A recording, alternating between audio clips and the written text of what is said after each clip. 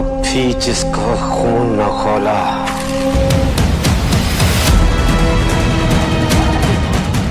खून नहीं वो पानी है जो देश के काम न आए, वो बेकार जवानी है। जय श्री राम। चंद्रशेखर आजाद की कहानी क्या है, उनका सपना क्या था? आप जानते हैं चंद्रशेखर आजाद अपनी फरारी के दिनों में साधु के वेश में भाषण दिया करते थे। अंग्रेजों को लगता था कि कोई साधु सन्यासी बाबा जी व्याख्यान दे रहे हैं और वो होते थे चंद्रशेखर आजाद। 6 साल तक उन्होंने देश की आज़ादी के लिए इसी तरह का काम किया। कार्यकर्ताओं को संगठित करना, उनको क्रांति के लिए तैयार करना, बगावत के लिए तैयार करना। इन 6 सालों में बार बार उनके माता पिता की तरफ से उनके गांव के लोग आते थे और कहते थे कि देख भाई, तेरे माता पिता बहुत गरीबी में हैं। जब से तू घर छोड़कर आया, गरीबी और बढ़ गई है। पड़ोसियों के दिए हुए दान पर उनका गुजारा चल रहा है। अब तेरे पास इतना पैसा हो गया है तो इनमें से थोड़ा सा धन अपने माता पिता को भी दे दे।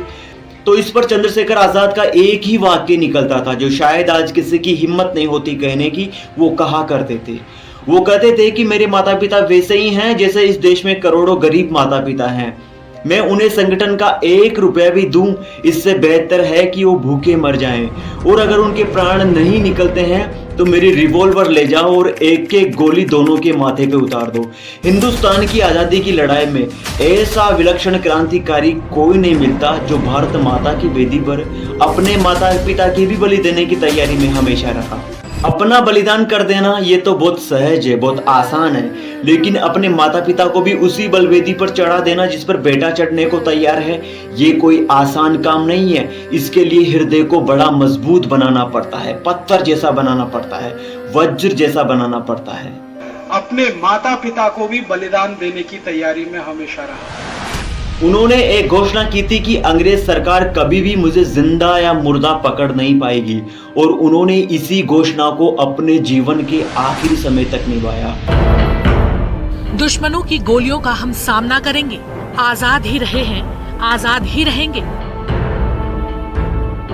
ये सिर्फ शब्द ही नहीं, वो कसम थी अमर क्रांतिकारी चंद्रशेखर आजाद की, जिन्हें क्रूर और ताकतवर अंग्रेजी राज जिंदा पकड़ना चाहता था, लेकिन कभी जीते जी हाथ भी न लगा पाए। हर बार सूचना आती थी कि अंग्रेज सरकार अब पकड़ लेगी, तब पकड़ लेगी, चंद्रशेखर आजाद तब गिरफ्तार हो जाएंगे, अब गिरफ्तार हो जाएंगे, लेकिन हर बार अपनी बुद्धि और चतुराई के बल का प्रयोग करके वो बच निकलते थे।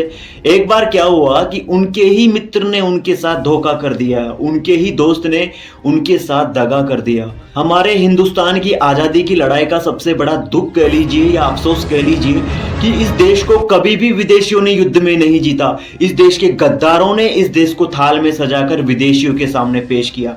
अंग्रेज इस देश को कभी भी युद्ध में पराजित नहीं कर पाए। इससे पहले फ्रांसीसी इस देश को कभी भी युद्ध में पराजित नहीं कर पाए। लेकिन हर बार कुछ गद्दार ऐसे निकल आए जिन्होंने हमारे देश की ममता का, हमारे देश की अस्मिता का, हमारे देश के सम्मान का सौदा किया। चंद्रशेखर आजाद के साथ भी कुछ ऐसा ही हुआ। उनके दोस्त ने उनके साथ दगा कर दिया। एक बार क्या हुआ, उनके ही एक दोस्त ने गद्दारी कर दी, उनके ही एक मित्र ने उनके साथ दगा कर दी। उनका इलाहाबाद का एक मित्र था। चंद्रशेखर आजाद अक्सर उनके घर ठहरने के लिए जाया करते थे। और जब ये काकोरी कांड हो गया और अंग्रेजों ने घोषणा कर दी कि जो भी चंद्रशेखर आजाद को जिंदा या मुर्दा पकड़वाएगा उन्हें हजारों रुपए का इनाम दिया जाएगा, तो मित्र के मन में लालच आ गया कि ये सूचना अगर पुलिस को देता हूं तो मुझे कुछ 1000 रुपए मिल जाएंगे। चंद्रशेखर आजाद जैसे उसके घर ठहरने के लिए पहुंचे तो मित्र के मन में लालच आ गया और सूचना देने पुलिस के पास पहुंच गया। चंद्रशेखर आजाद के पास क्या है कि सिक्स्थ सेंस था, उनकी 6वीं इंद्री काम करती थी। उन्हें आभास हो गया था कि पुलिस आने वाली है, तो चुपचाप वहां से उनके घर से निकलकर पास में, घर के पास में एक पार्क है, वहां पर जाकर बैठ गए पेड़ों की छाल के बीच में। पुलिस सूंघते सूंघते उनको वहां तक पहुंच गई और पुलिस की 1-2 अधिकारियों की टुकड़ी नहीं थी, बहुत बड़ी प्लाटून लेके पुलिस वाले उनके पास पहुंचे थे। हर पुलिस अधिकारी जिसकी रेंज इंस्पेक्टर, सब इंस्पेक्टर, उसके बाद डिप्टी इंस्पेक्टर, हेड कांस्टेबल, उस रेंज के सैकड़ों पुलिस अधिकारी और उनके साथ में सैकड़ों पुलिसमैन अकेले चंद्रशेखर आजाद पर फायरिंग करना शुरू कर दिया। चंद्रशेखर आजाद ने भी अपनी रिवॉल्वर निकालकर फायरिंग करना शुरू किया। गोलियां चलना शुरू हुई। 25 मिनट तक फायरिंग हुई, लेकिन कोई भी पुलिस वाले में इतनी हिम्मत नहीं थी कि चंद्रशेखर आजाद के नजदीक जाकर फायरिंग करे, क्योंकि उन्हें पता था कि जब भगत सिंह ने सैंडर्स का वध किया था तो उन भगत सिंह का पीछा करने वाले पुलिसमैन का जो वध किया था वो चंद्रशेखर आजाद नहीं किया था।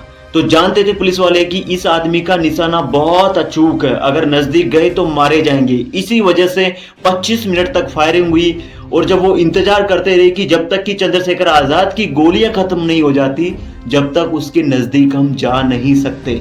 80 पुलिस अधिकारियों से अकेले वो लोहा लेते रहे, 80 पुलिस अधिकारियों से अकेले लोहा लेते रहे। हर पुलिस अधिकारी घबराता था उनके नजदीक जाने में। क्यों? क्योंकि जो पुलिस अधिकारी उनसे काउंटर कर रहा था उसको मालूम था कि इस आदमी का निशाना बहुत अचूक है। तो एक अंग्रेज पुलिस अधिकारी, उसका नाम है बाबर, वो अपने सहयोगी को कह रहा है नजदीक मत जाना, निशाना बहुत अचूक है, मारा जाएगा तो दूर से ही फायरिंग करना। यही कारण था कि 25 मिनट तक फायरिंग दूर से ही हुई। चंद्रशेखर आजाद ने भी जब तक गोलियां खत्म नहीं हुई तब तक फायरिंग की, और जब अंत में एक ही गोली बची थी तो अंत की गोली को खुद की कनपट्टी पे तानकर खुद को भारत माता के हवाले कर। खुश रहो। ये आज़ाद के जीवन की आखिरी लेकिन सबसे बड़ी लड़ाई थी। मैंने आज़ाद से अच्छा निशानेबाज अपनी जिंदगी में नहीं देखा। आज़ाद के मरने के बाद भी नॉट बाबर की हिम्मत नहीं हुई कि वो उनके पास जाए।